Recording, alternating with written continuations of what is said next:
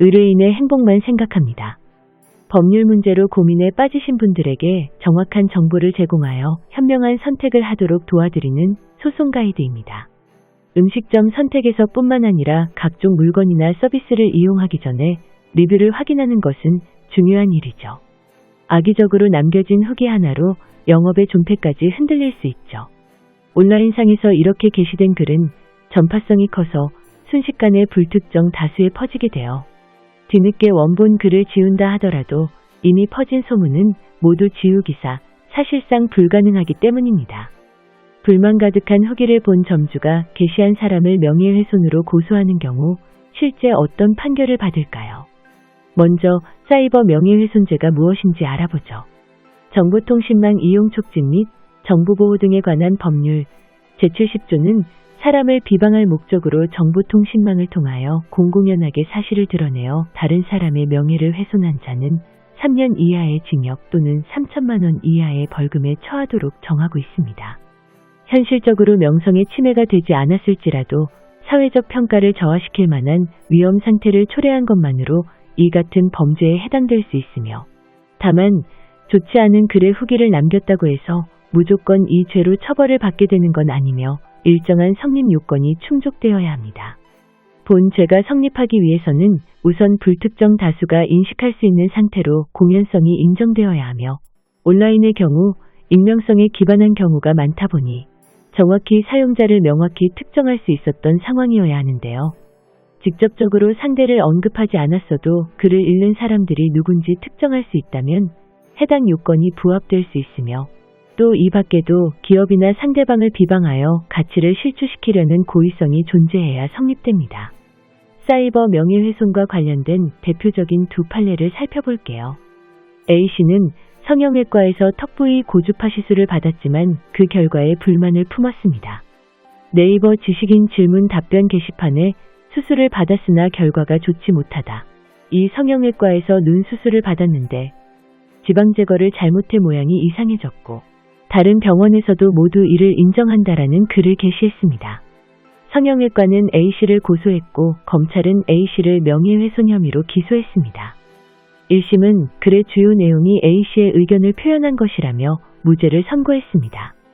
하지만 2심은 유죄를 선고했습니다. A씨의 후기가 단순한 의견 표명이 아닌 피해자의 명예를 훼손할 만한 구체적인 사실이라는 것이었습니다. 1심과 2심이 엇갈린 가운데 대법원은 1심의 손을 들어주며 무죄 취지로 사건을 원심으로 파기환송했습니다. 대법원은 사람을 비방할 목적에 대해 행위자의 주요한 동기 내지 목적이 공공의 이익을 위한 것이라면 부수적으로 다른 사익적 목적이나 동기가 내포되어 있더라도 비방의 목적이 있다고 보기 어렵다고 판단했습니다. 또한 해당 글은 관련 정보를 검색하는 인터넷 사용자들에 한정되고 정보를 구하고자 하는 소비자의 의사결정에 도움이 되는 정보 및 의견 제공이라는 공공의 이익에 관한 것이라는 것입니다. B씨는 산후조리원을 이용하며 겪은 불편함을 임신, 육아 등과 관련된 유명 인터넷 카페나 자신의 블로그 등에 총 9차례 게시했습니다. 이를 확인한 산후조리원에서 B씨를 명예훼손으로 고소했으며 1심과 2심 모두 B씨에게 벌금 50만 원을 선고했습니다. 하지만 대법원은 비방할 목적이 있다고 보기는 어렵다며 무죄 취지로 사건을 원심으로 돌려보냈습니다. 이러한 판결에 비춰보면 소비자가 물품이나 서비스 이용 후 불만을 담은 후기를 인터넷에 올렸다고 하더라도 비방의 목적 없이 객관적인 사실에 근거한 경우라면 명예훼손으로 처벌할 수 없다는 것입니다. 다만 명백한 허위사실이나 개인에 대한 모욕, 악의적인 후기를 용인하는 것이 아님을 명심해야 합니다.